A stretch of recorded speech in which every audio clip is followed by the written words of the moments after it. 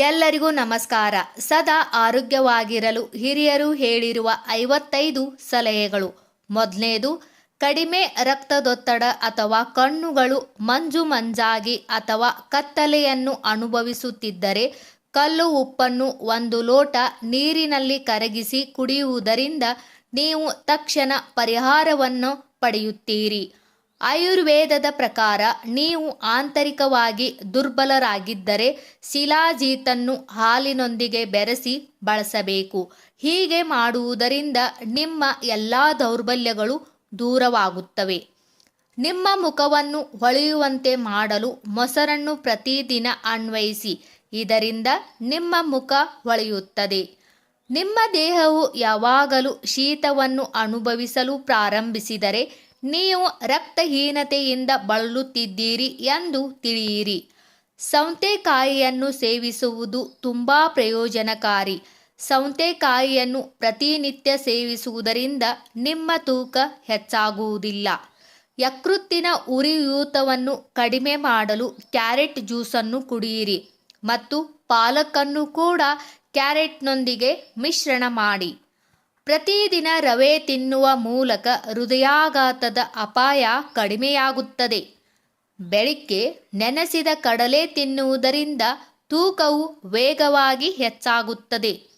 ರಾತ್ರಿ ಊಟ ಮತ್ತು ಮಧ್ಯಾಹ್ನದ ಊಟದ ನಂತರ ಬೆಳ್ಳುಳ್ಳಿ ಎಸಳನ್ನು ತಿನ್ನುವುದು ತೂಕವನ್ನು ತ್ವರಿತವಾಗಿ ಕಡಿಮೆ ಮಾಡಲು ಸಹಾಯ ಮಾಡುತ್ತದೆ.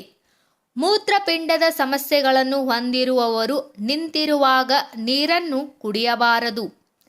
ಪ್ರತಿದಿನ ಬೆಳಿಗ್ಗೆ ವಾಲ್ನಟ್ಸ್ ಸೇವಿಸುವುದರಿಂದ ಸ್ಮರಣಶಕ್ತಿ ಹೆಚ್ಚುತ್ತದೆ. ಪ್ರತಿದಿನ ಕೆಲವು ಬಿಳಿ ಎಳ್ಳನ್ನು ಸೇವಿಸುವುದರಿಂದ ಸಮಯದ ಮೊದಲು ಕೂದಲು ಬಿಳಿಯಾಗುವುದು ಮತ್ತು ಉದುರುವುದನ್ನು ನಿಲ್ಲಿಸುತ್ತದೆ. ಮಧ್ಯಾಹ್ನ ಈರುಳ್ಳಿಯನ್ನು ಸೇವಿಸುವುದರಿಂದ ರಕ್ತ ತೆಳುವಾಗಲು ಪ್ರಾರಂಭಿಸುತ್ತದೆ. ಹೆಚ್ಚು ಉಪ್ಪನ್ನು ಸೇವಿಸುವುದರಿಂದ ಮೂಳೆಗಳು ಬೇಗನೆ ದುರ್ಬಲಗೊಳ್ಳುತ್ತವೆ. ರಾತ್ರಿ ಮಲಗುವ ಮುನ್ನ ಹಾಲಿನಲ್ಲಿ ಬೆಲ್ಲ ಬೆರೆಸಿ ಕುಡಿಯುವುದರಿಂದ ಜೀರ್ಣಾಂಗ ವ್ಯವಸ್ಥೆಯು ಬಲಗೊಳ್ಳುತ್ತದೆ ಮತ್ತು ರಕ್ತದ ಕೊರತೆ ದೂರವಾಗುತ್ತದೆ ಮತ್ತು ಗ್ಯಾಸ್ ಸಮಸ್ಯೆಯು ದೂರವಾಗುತ್ತದೆ. ಸ್ನಾನದ ನೀರಿನಲ್ಲಿ ನಿಂಬೆ ಹಿಂಡಿ ಸ್ನಾನ ಮಾಡಿ. ಇದು ದೇಹದ ದುರ್ವಾಸನೆ ತಡೆಯುತ್ತದೆ. ಕಟ್ಟಿಗೆಯಿಂದ ಮಾಡಿದ ಬಾಚಣಿಕೆಯನ್ನು ಬಳಸುವುದರಿಂದ ಕೂದಲು ಉದುರುವುದು ನಿಲ್ಲುತ್ತದೆ. ತೆಂಗಿನಕಾಯಿ ತಿನ್ನುವುದರಿಂದ ಮೂಳೆಗಳು ಬಲಗೊಳ್ಳುತ್ತವೆ. ಪ್ರತಿದಿನ ಪೇರಲೆಯನ್ನು ತಿನ್ನುವುದರಿಂದ ಹೊಟ್ಟೆಯು ಸ್ವಚ್ಛವಾಗಿರುತ್ತದೆ. ಹಸಿ ಕ್ಯಾರೆಟ್ ತಿನ್ನುವುದರಿಂದ ಮುಖಕ್ಕೆ ಹೊಳಪು ಬರುತ್ತದೆ. ರಾತ್ರಿ ಸಮಯಕ್ಕೆ ಮಲಗುವುದು ಉದ್ವೇಗ ದೂರ ಹೋಗುತ್ತದೆ ಮತ್ತು ಹೃದಯವು ಆರೋಗ್ಯಕರವಾಗಿರುತ್ತದೆ ಮತ್ತು ದೇಹದ ಊತ ಕಡಿಮೆಯಾಗುತ್ತದೆ. ರಾತ್ರಿಯಲ್ಲಿ ಹಸಿ ಈರುಳ್ಳಿಯನ್ನು ಸೇವಿಸಬೇಡಿ, ಅದು ಜ್ವರಕ್ಕೆ ಕಾರಣವಾಗಬಹುದು. ನಿಮ್ಮ ಆರೋಗ್ಯವನ್ನು ಉತ್ತಮವಾಗಿಡಲು ನೀವು ಬಯಸಿದರೆ ತಿನ್ನುವುದು ಸ್ವಲ್ಪ ಕಡಿಮೆ ಮಾಡಿ. ಹೆಚ್ಚು ನಿದ್ರೆ ಮಾಡುವುದರಿಂದ ಜ್ಞಾಪಕ ಶಕ್ತಿ ಕುಂದುತ್ತದೆ ಮತ್ತು ಬೊಜ್ಜು ಕೂಡ ಬೆಳೆಯಲು ಪ್ರಾರಂಭಿಸುತ್ತದೆ. ಅತಿ ವೇಗವಾಗಿ ತಿನ್ನುವುದರಿಂದ ಆಹಾರ ಸರಿಯಾಗಿ ಜೀರ್ಣವಾಗುವುದಿಲ್ಲ. ಇದು ಜೀರ್ಣಕಾರಿ ಸಮಸ್ಯೆಗಳನ್ನು ಉಂಟು ಮಾಡುತ್ತದೆ. ಆದ್ದರಿಂದ ಆಹಾರವನ್ನು ನಿಧಾನವಾಗಿ ಅಗಿದು ತಿನ್ನಬೇಕು. ದಿಂಬು ಇಲ್ಲದೆ ಮಲಗುವುದರಿಂದ ಬೆನ್ನು ಬಲವಾಗಿರುತ್ತದೆ ಮತ್ತು ಬೆನ್ನು ನೋವು ಕೂಡ ಬರುವುದಿಲ್ಲ.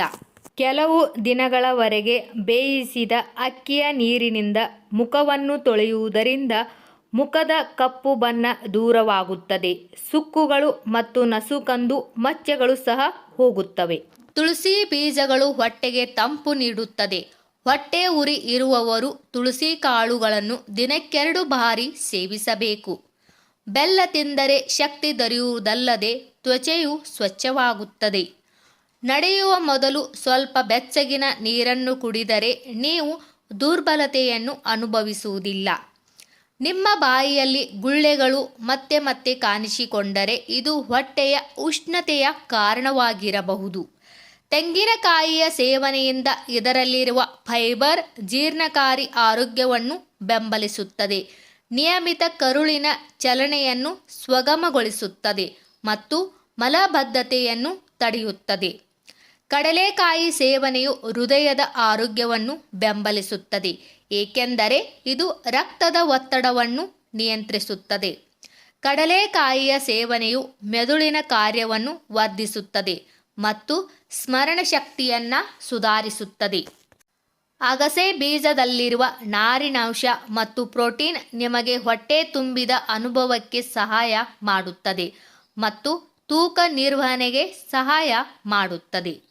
ಅಗಸೆ ಬೀಜಗಳ ಸೇವನೆಯು ಕೊಲೆಸ್ಟ್ರಾಲ್ ಅನ್ನು ಕಡಿಮೆ ಮಾಡಲು ಮತ್ತು ಹೃದಯ ಕಾಯಿಲೆಗಳ ಅಪಾಯವನ್ನು ಕಡಿಮೆ ಮಾಡಲು ಸಹಾಯ ಮಾಡುತ್ತದೆ. ಬೆಂಡೆಕಾಯಿಯ ಸೇವನೆಯು ರಕ್ತದಲ್ಲಿನ ಸಕ್ಕರೆ ಮಟ್ಟವನ್ನು ನಿಯಂತ್ರಿಸಲು ಮತ್ತು ಮಧುಮೇಹದ ಅಪಾಯವನ್ನು ಕಡಿಮೆ ಮಾಡಲು ಸಹಾಯ ಮಾಡುತ್ತದೆ. ಸೌತೆಕಾಯಿಯಲ್ಲಿ ನೀರು, ವಿಟಮಿನ್ಗಳು ಮತ್ತು ಆಂಟಿ ಆಕ್ಸಿಡೆಂಟ್ಗಳಿದ್ದು ಇದು ಚರ್ಮವನ್ನು ಆರೋಗ್ಯಕರವಾಗಿ ಮತ್ತು ಹೊಳೆಯುವಂತೆ ಮಾಡಲು ಸಹಾಯ ಮಾಡುತ್ತದೆ. ಸೌತೆಕಾಯಿಯಲ್ಲಿ ಹೆಚ್ಚಾಗಿ ನೀರು ಇರುತ್ತದೆ, ಇದು ದೇಹವನ್ನು ತೇವಾಂಶದಿಂದ ಇಡಲು ಸಹಾಯ ಮಾಡುತ್ತದೆ ಮತ್ತು ಶೀತ ದಿನಗಳಲ್ಲಿ ತಾಜಾತನವನ್ನು ಕಾಪಾಡಿಕೊಳ್ಳುತ್ತದೆ. ಟೊಮೆಟೊದಲ್ಲಿ ನೈಸರ್ಗಿಕ ಉತ್ಕರ್ಷಣ ನಿರೋಧಕಗಳನ್ನು ಹೊಂದಿರುತ್ತದೆ, ಇದು ಚರ್ಮವನ್ನು ಪುನರ್ಜೀವನಗೊಳಿಸಲು ಮತ್ತು ಕಾಂತಿಯುತಗೊಳಿಸಲು ಸಹಾಯ ಮಾಡುತ್ತದೆ. ಪಪಾಯಿ ಹಣ್ಣಿನ ಸೇವನೆಯು ಹೃದಯದ ಆರೋಗ್ಯವನ್ನು ಬೆಂಬಲಿಸುತ್ತದೆ ಮತ್ತು ಹೃದಯ ರಕ್ತನಾಳದ ಕಾಯಿಲೆಗಳನ್ನು ನಿಯಂತ್ರಿಸುತ್ತದೆ ಮತ್ತು ಇದು ರೋಗ ನಿರೋಧಕ ಶಕ್ತಿಯನ್ನು ಬಲಪಡಿಸುತ್ತದೆ ಮತ್ತು ರೋಗಗಳ ವಿರುದ್ಧ ಹೋರಾಡುವ ಸಾಮರ್ಥ್ಯವನ್ನು ಹೆಚ್ಚಿಸುತ್ತದೆ. ಪುದೀನಾವನ್ನು ಸೇವಿಸುವುದರಿಂದ ಮೆದುಳಿನ ಕಾರ್ಯವು ಹೆಚ್ಚಾಗುತ್ತದೆ, ಇದು ಜ್ಞಾಪಕ ಶಕ್ತಿಯನ್ನು ಸುಧಾರಿಸುತ್ತದೆ ಮತ್ತು ಮಾನಸಿಕ ಒತ್ತಡವನ್ನು ಕಡಿಮೆ ಮಾಡುತ್ತದೆ. ಪುದೀನಾವು ಬಾಯಿಯ ಸಮಸ್ಯೆಗಳನ್ನು ನಿಯಂತ್ರಿಸುವ ಮತ್ತು ಬಾಯಿಯ ಆರೋಗ್ಯವನ್ನು ಸುಧಾರಿಸುವ ಬ್ಯಾಕ್ಟೀರಿಯಾ ವಿರೋಧಿ ಗುಣಗಳನ್ನು ಹೊಂದಿದೆ. ಕೊಬ್ಬರಿ ಎಣ್ಣೆಯನ್ನು ಕೂದಲಿಗೆ ಹಚ್ಚುವುದರಿಂದ ಅವುಗಳ ವಿನ್ಯಾಸ, ಹೊಳಪು ಮತ್ತು ಶಕ್ತಿಯನ್ನು ಸುಧಾರಿಸಬಹುದು ಮತ್ತು ಹಾನಿ ಮತ್ತು ಒಡೆಯುವಿಕೆಯನ್ನು ತಡೆಯಲು ಸಹಾಯ ಮಾಡುತ್ತದೆ. ತುಳಸಿ ರಸವು ತ್ವಚೆಗೆ ಪ್ರಯೋಜನಕಾರಿಯಾಗಿದೆ, ಇದು ಚರ್ಮವನ್ನು ಆರೋಗ್ಯಕರವಾಗಿ ಮತ್ತು ಹೊಳೆಯುವಂತೆ ಮಾಡುತ್ತದೆ. ತುಳಸಿಯ ಬಳಕೆಯಿಂದ ಜೀರ್ಣಕ್ರಿಯೆಯನ್ನು ಸುಧಾರಿಸಬಹುದು ಮತ್ತು ಅಜೀರ್ಣವನ್ನು ಗುಣಪಡಿಸಬಹುದು. ತುಳಸಿಯ ಸೇವನೆಯು ಸೋಂಕುಗಳ ವಿರುದ್ಧ ಹೋರಾಡಲು ಸಹಾಯ ಮಾಡುತ್ತದೆ. ಪಪಾಯ ಕಡಿಮೆ ಕ್ಯಾಲೋರಿಗಳನ್ನು ಹೊಂದಿದೆ ಮತ್ತು ಹಸಿವನ್ನು ಕಡಿಮೆ ಮಾಡುತ್ತದೆ, ತನ್ನ ಮೂಲಕ ತೂಕ ನಿರ್ವಹಣೆಯಲ್ಲಿ ಸಹಾಯ ಮಾಡುತ್ತದೆ. ಕಲ್ಲಂಗಡಿ ಹಣ್ಣಿನಲ್ಲಿ ವಿಟಮಿನ್ ಸಮೃದ್ಧವಾಗಿರುತ್ತದೆ, ಇದು ಚರ್ಮಕ್ಕೆ ಒಳ್ಳೆಯದು, ಇದು ಆರೋಗ್ಯಕರ ಮತ್ತು ರೇಷ್ಮೆಯಂತೆ ಮಾಡುತ್ತದೆ. ಕಲ್ಲಂಗಡಿಯಲ್ಲಿ ಉತ್ತಮ ಪ್ರಮಾಣದ ನಾರಿನಾಂಶವಿದ್ದು ಇದು ಜೀರ್ಣಕ್ರಿಯೆಯನ್ನು ಸುಧಾರಿಸುತ್ತದೆ ಮತ್ತು ಹೊಟ್ಟೆಗೆ ಸಂಬಂಧಿಸಿದ ಸಮಸ್ಯೆಗಳನ್ನು ನಿವಾರಿಸಲು ಸಹಾಯ ಮಾಡುತ್ತದೆ. ಹಾಲಿಗೆ ಅರಿಶಿನ ಬೆರೆಸಿ ಕುಡಿಯುವುದರಿಂದ ಆರೋಗ್ಯ ಸುಧಾರಿಸುತ್ತದೆ, ಇದು ಹೃದಯದ ಆರೋಗ್ಯಕ್ಕೆ ತುಂಬ ಒಳ್ಳೆಯದು. ಯಾವುದೇ ಗಾಯವನ್ನು ಅರಿಶಿನ ಹಾಲಿನಿಂದ ಗುಣಪಡಿಸಬಹುದು. ಅರಿಶಿನ ಹಾಲಿನ ಪ್ರಮುಖ ಅಂಶವೆಂದರೆ ಅದು ರೋಗ ನಿರೋಧಕ ಶಕ್ತಿಯನ್ನು ಹೆಚ್ಚಿಸುತ್ತದೆ. ಅರಿಶಿನ ದೇಹವನ್ನು ಬೆಚ್ಚಗಿಡುತ್ತದೆ. ಅರಿಶಿನದ ಹಾಲನ್ನು ಯಾವುದೇ ಋತುವಿನಲ್ಲಿ ಸೇವಿಸಬಹುದು, ಆದರೆ ಬೇಸಿಗೆಯಲ್ಲಿ ಮಿತವಾಗಿ ಸೇವಿಸಬೇಕು. ರಾತ್ರಿ ಮಲಗುವ ಮುನ್ನ 1 ಲೋಟ ಅರಿಶಿನ ಹಾಲನ್ನು ಕುಡಿಯುವುದರಿಂದ ಖಿನ್ನತೆ, ಆತಂಕ, ಒತ್ತಡ ಇತ್ಯಾದಿಗಳು ಕಡಿಮೆಯಾಗುತ್ತವೆ. ಅರಿಶಿನದ ಹಾಲು ನಮ್ಮ ನರಮಂಡಲವನ್ನು ಸಡಿಲಗೊಳಿಸಿ ಶಕ್ತಿಯುತವಾಗಿಸುತ್ತದೆ ಮತ್ತು ಮನಸ್ಸನ್ನು ಶಾಂತಗೊಳಿಸುತ್ತದೆ. ಪೌಷ್ಟಿಕ ತಜ್ಞರ ಪ್ರಕಾರ ಅರಿಶಿನ ಹಾಲು ರಕ್ತದ ಒತ್ತಡವನ್ನು ಕಡಿಮೆ ಮಾಡುತ್ತದೆ. ಕಡಿಮೆ ರಕ್ತದೊತ್ತಡದಿಂದ ಬಳಲುತ್ತಿರುವ ಜನರು ಅರಿಶಿನ ಹಾಲನ್ನು ಕುಡಿಯಬಾರದು. ಯಾವುದೇ ಅಡ್ಡ ಪರಿಣಾಮಗಳಿಲ್ಲದಿದ್ದರೂ ಕೆಲವರಿಗೆ ಹಾಲಿನಿಂದ ಅಲರ್ಜಿ ಉಂಟಾಗಬಹುದು.